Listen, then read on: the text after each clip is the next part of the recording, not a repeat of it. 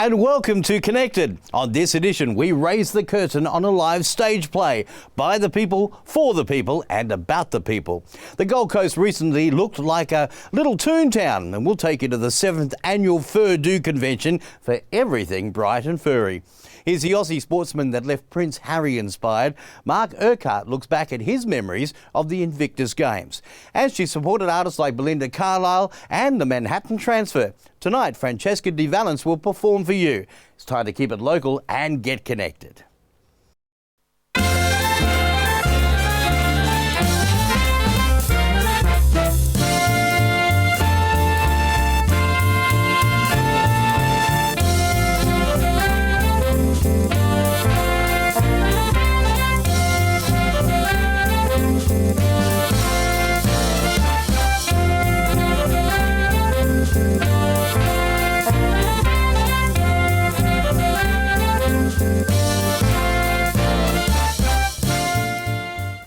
At any dinner party or social gathering, we all know the taboo topics are usually sex, politics and religion. However, in the Stephen Carlton's play, The Narcissist, it's all about that and more. Built into this a plotline that centres around a federal by-election. Well, the timing couldn't be better. It opens later this month at the Ipswich Little Theatre, and joining us is the director, Shane Mallory. How are you, mate? Good, thanks. This has had a great track record because What did it back in 2007 to great acclaim, and then Sydney Theatre Company picked it up as well, didn't they? Correct, yeah. It had a run at the Opera House in Sydney, and then they brought it back to Brisbane the following year in 2008 when there was a change in government and there was a rewriting of the script. Yeah. To run it again in Brisbane, yeah. So after July 2, it may have to be rewritten again, we don't know. Well, that's right. Stephen Carlton, the director, has written it for us with 2016 references. So, yeah, you're right, there might be another rewrite. Might be another change. Now, of course, Stephen Carlton is a Brisbane-based writer and has had a great track record with some of his stories that are really relative to the audiences. Oh, definitely, definitely. In actual fact, one of his other plays at the moment is on tour around Queensland, a play called Bastard Territory. And a lot of the high schools are using it as a play to go and study in terms of not only the content, but just his writing style. And this one's written in a similar sort of vein. It's a comedy farce, but yeah, it's one of the things that drew me to the play in the first place. I just love the way he writes and the way he develops his characters. So. Yeah, those characters had to be very convincing. Was it very difficult to find actors for it? Funnily enough, in the acting genre, not really. At our first play reading, the cast sat down and we read the play through, and they said, "Oh my God, it's like my life." So, so when we say that it's actually people, in the show all about themselves, and that's all they think about, are you saying actors are like that? Or? Oh, I'd never say a thing like that. But it must have been fun during the rehearsal process to start exploring some of those themes in the show and developing the characters. Oh, definitely. And that's the great part of the rehearsal process, is seeing how those characters come about. Because even though, and it's true to say, every character in the play is a narcissist in some form or other, it's just interesting to see how that type of behaviour can personify itself in people with different personalities, but still be concerned with themselves. I think at any stage, there's a little narcissist in all of us, isn't there? Oh, it has to be. It has to be. And that's part of the I suppose, the intrigue of the play, is that you want to come and see that am I going to see a little bit about myself here? Do you think it might make people squirm in the audience a bit? Occasionally, yeah. There's some lines in there that you would go, ooh, but you'll be chuckling to yourself at the same time. Yeah. And of course we must mention the federal by-election in the storyline. It is part of the storyline, but not the whole story as well. Correct, that's right. Yeah, no, it actually focuses on a chap called Xavier, who is a spin doctor for the ALP. And as Xavier is gay, he has a friend called Bronwyn. They're getting into their late 40s, you might say, and they both realise that they haven't got a man. So they make a pact between one another to bag a man by Christmas. Right. Xavier sets his mind on an old flame of his that comes back on the scene, and Bronwyn sets her sights on Xavier's housemate, who's a 20-something metrosexual type of guy. But we also find out that Xavier's old flame is about to be married to a fundamentalist Christian, and then the Geez, you got it all in there, really, haven't you? It just all goes from there. Mate, it sounds like a lot of fun, and of course opening at the end of this month, so we wish you and the entire cast all the very best for the season of The Narcissist. Thank you. Thank you. And The Narcissist will open at the Incinerator Theatre on June 29 and has an MA rating, so it's not for the kids. To get further information or to book your tickets, visit their website, ipswichlittle.theatre.com.au. Still to come, the sportsman who inspired a prince, a former backup singer for Michael Bublé has her own story to tell, and next, the furries who took over the Gold Coast. You're being connected. Stay with us.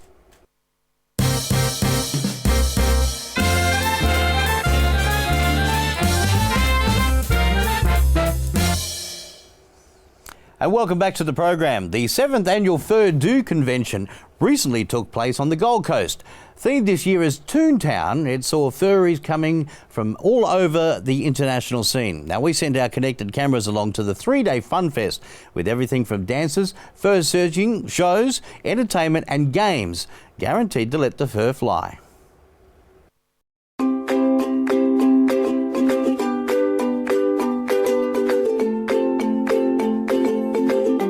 FurDu is a convention, a furry convention here on the Gold Coast, where furries such as myself and those who are inclined to hang around with furries such as myself come to meet up from all over Australia and in some cases all over the world. FurDu is essentially one of the biggest furry conventions in Australia, and here we have a big party and we have little panels where we talk about stuff like making fursuits or dancing or even what jobs we have.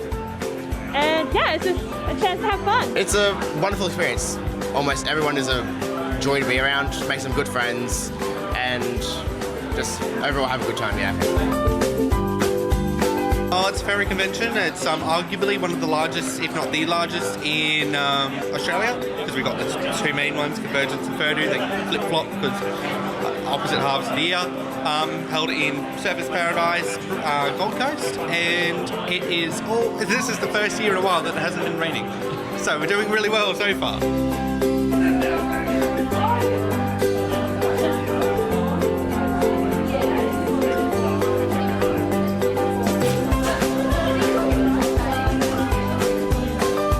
I come to FurDu because it's a change of scenery from the usual South Bank. And it's quite interesting to go to an event that lasts longer than a few hours. It's a good place to meet new people. Everyone's really friendly. The staff are lovely.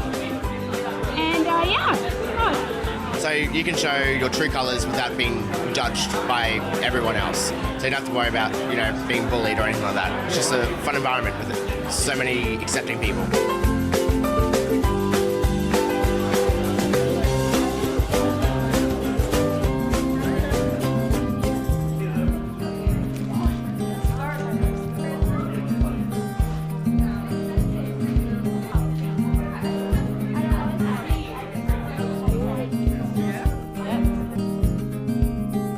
I had a chance to come to FurDu last year, but I had decided not to because I'd only been part of the fandom then for a very short time, and I thought I would give it a miss, which looking back I now regret greatly. The fur walk will be the highlight, as it always will be for many people, I think. Beyond this, I just enjoy hanging around with the people who I like and these people who seem to like me.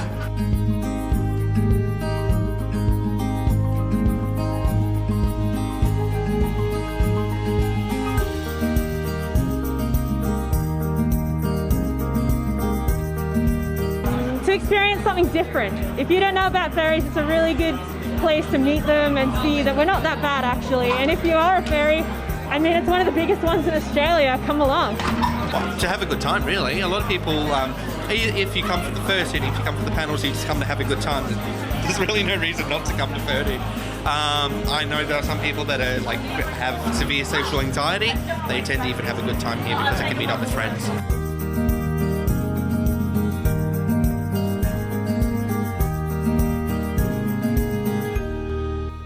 Looks like a lot of fun. So much we brought our own character back. This is Zuri, everybody. And if you'd like to register for next year's convention or find out more info, check out their website at FurDu.com. Up next, the Aussie Sportsman who sacrificed gold and in turn won the hearts of people across the globe. Back soon. Stay connected.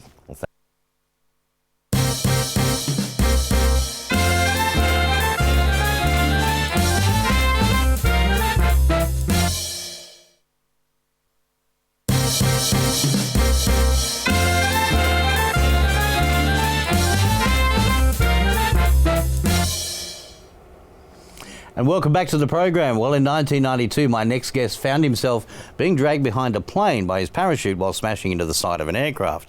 Then just 3 months later, he was injured in another parachute jump with 3 RAR that left him with permanent injuries. Confined to a wheelchair, he turned to sport, and this year he made his mark on the world when he inspired millions at the Invictus Games in Orlando. And it's a great pleasure to welcome Mark Urquhart to the program. How are you, mate? Yeah, I'm very well, thank you very much. And congratulations, because picking up quite a few medals at the Invictus Games. Yeah, you know, pretty surreal, really. Yeah. It was an amazing experience. You picked up one for rowing, which I heard you say was a bit unexpected. I was, you know, I chucked myself into the 4-minute and 1-minute row. I missed out on bronze on the 4-minute by 5 metres. Yep. And come away with bronze in the 1-minute row. So yeah, bit of a shock because I had not trained for it. So well, hey, if you can pick up a medal, that's great going. Yeah. Of course, the games and inspired by Prince Harry as well. It certainly is something that is now worldwide and known for helping wounded and soldiers affected in the field.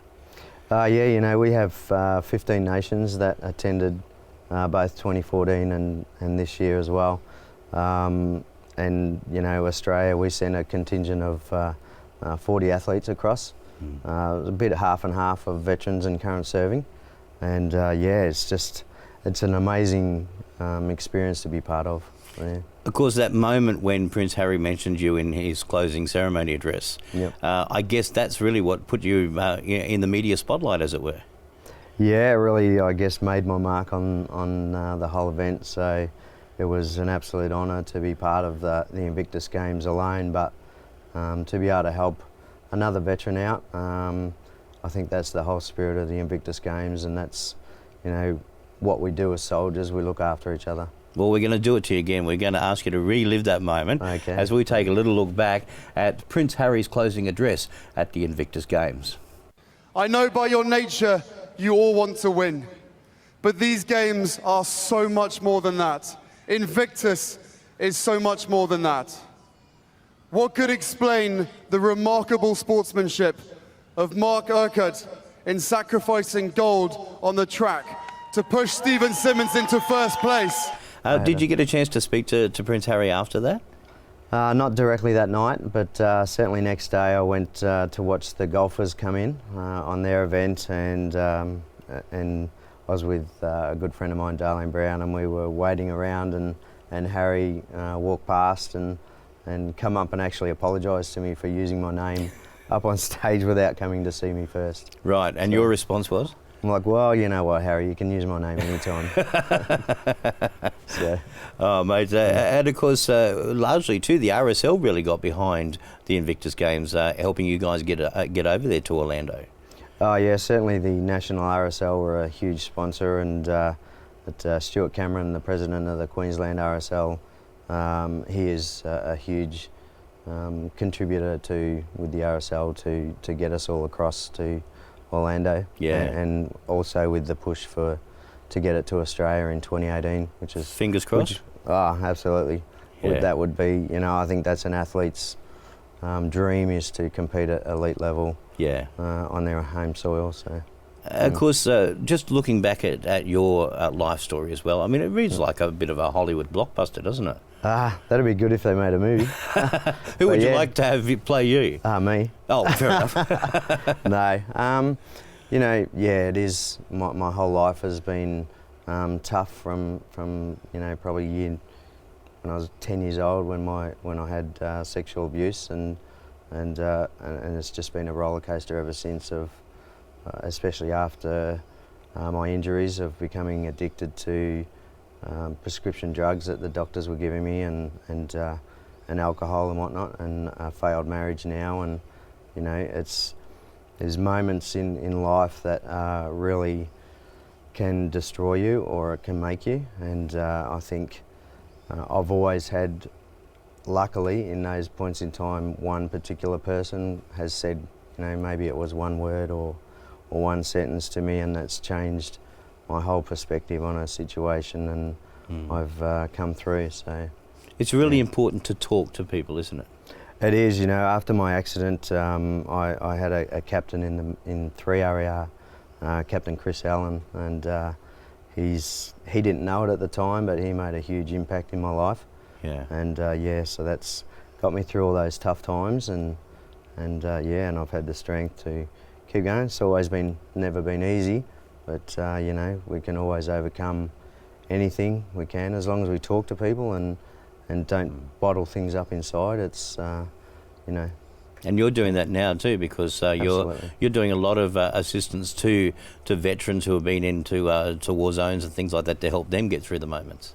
Yeah, you know, I've hopefully inspire a lot of the younger veterans, especially that are going through, you know, been through Iraq and Afghanistan and whatnot. And you know, I have spoken with a lot of veterans, even to the point where they've got a pistol in their mouth, and I've helped them at that point. And you know, and they're still alive today because of it. And you know, that's how tough it is for veterans out there. They're at that point. Some. So. Well, mate, we should be doing a lot more for the veterans as well, and making sure that they are okay as well with moving forward. Yeah, you know, we've got a lot of programs out there that are such fantastic programs, but at the end of the day, a veteran has to come, or anybody in life has to come to the point where they need help. Yeah. And talk to people. So you can't help somebody that doesn't talk to you. Just like you did in that famous race now where you helped your American colleague.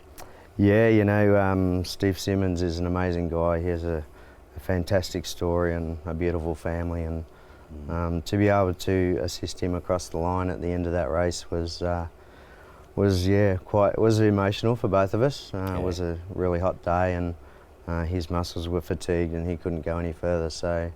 And I'd overheard him talking to his wife about wanting to win a gold medal, and I, at that point in time, when we were coming across the line, I couldn't take it away from him. Well, mate, you've inspired not just the nation but the world. Thanks so much for joining us on the program today. Thank you very much. And of course, you can follow Mark on his Facebook page and also get behind this inspirational digger in raising money to help him and the team compete at the 2022 Beijing Winter Olympics. Now on Connected, it's time for some entertainment.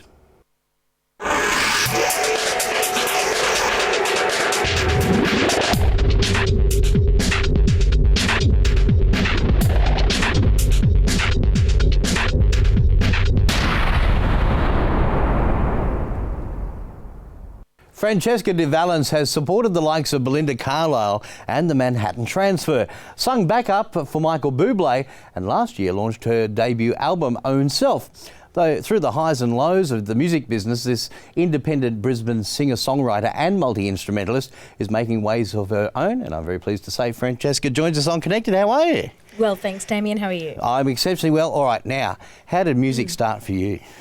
Music is a big part of the family heritage. Right. My parents are from Mauritius, and most islander countries, they have, you know, music and arts as part of their, and food as part of I'd be right then. Yeah, as part of their culture. And both my mum's and dad's family are very musically influenced. Even in my mum's family, one of the relatives wrote the national anthem for Mauritius. Oh. So I was born here in Australia, and music just became part of the way we lived. So we learned instruments, we took lessons formally, and mucked around informally, and with school groups and community groups were involved. And I say we, my sister and myself and my brother. So it's right through the whole family? Absolutely. Yeah. When I say multi-instrumentalist, how many instruments do you play? Well, as in I play well, only a handful, but I play quite a few. So I'm a pianist, I'm a trained pianist and violinist. Yep. and singer. And I taught myself guitar last year, so I can now add that to my resume. You'd be fantastic at a party.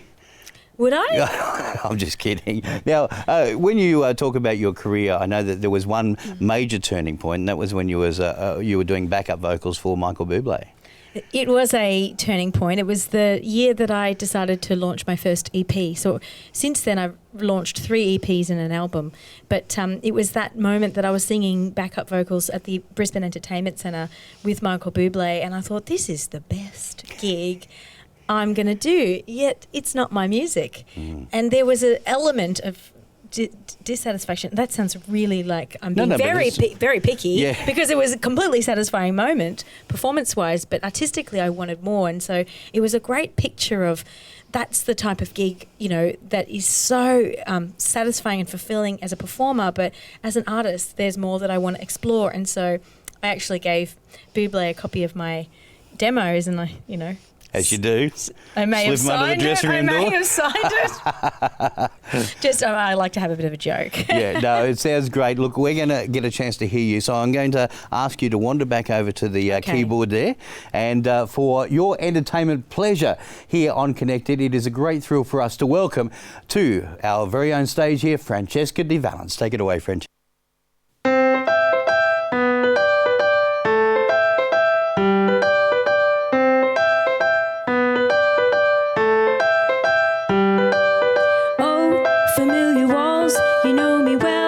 Must we be here again? Been asking when, been asking nice, been asking so frequently. You cannot feel, you cannot hear, but I'm not scared to see what you tell me cannot hurt me. We've been acting strange, stuck in the days of the ordinary. Messages are blowing in the wind unintentionally. Ignorance is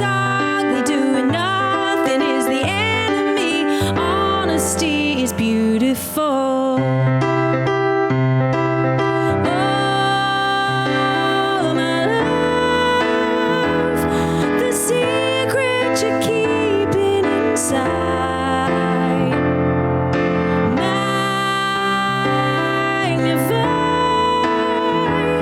the creeping way into my life.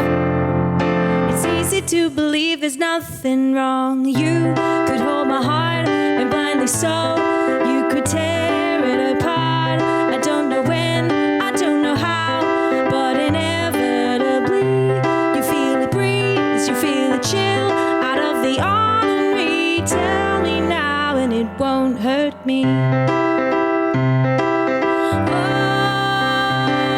my love,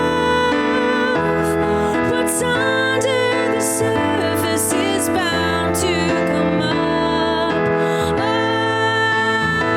Oh, my love, it's creeping its way into our lives. Please don't tell me there's nothing wrong. I won't give up my fight, so come along.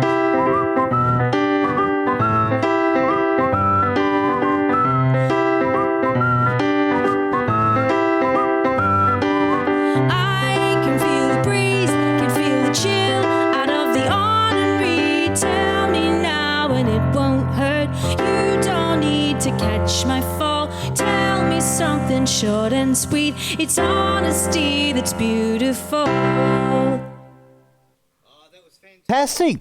Thank you so much for that. Thank you, Damien. And of course, there's a website too if people want to get further information, isn't there? Yes, they can. And that is FDV music.com. I did that slightly so people could write it down, you see. FDV for Francesca de Valence. Exactly. Music.com. Thank you. Maybe we can get you back at another show later down the track and have a bit more of a chat. Sounds wonderful. Thank you so much for joining us. And that just about wraps up this edition of Connected. Make sure you check out the latest guest info and special online segments on our website, connectedtv.com, and interact with the show on our Facebook page. Until next time, stay connected and bye for now.